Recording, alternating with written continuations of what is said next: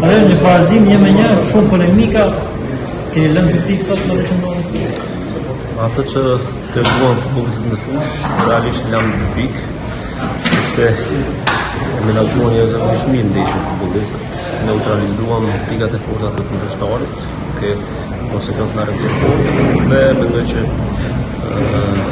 me shumë kujdes arritën të kryejnë në rastin tonë ta fituar taktikën.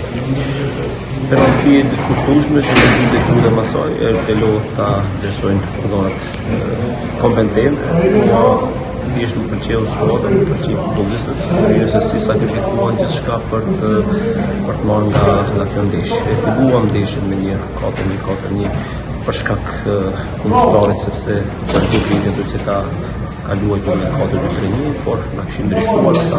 Kështu që ktheva skuadrën me një 5-3-2, po e kishim të freskët, sepse edhe kundër Vllaznis po të njëjtën formë po qasëm. Dhe mendoj që është menaxhuar jashtëzakonisht.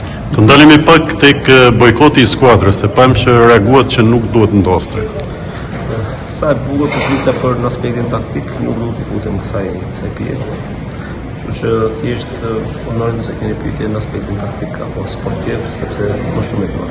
Në fakt, i kujt ishin ndihmën për të tërhequr? Elën me kaq. Mirë, si mos futoi Tirana?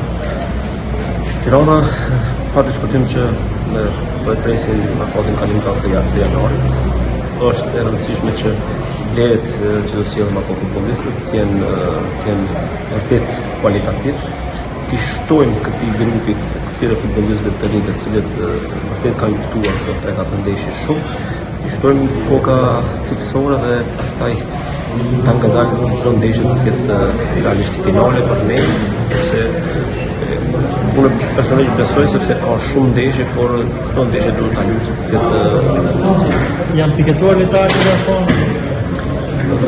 E theksova më herët që janari është i varfër në merkato, po bisedohet me ca futbollistë të cilët janë të lirë, ende nuk është në radhë të një por kemi 3-4 ditë për të biseduar dhe pastaj të shohim.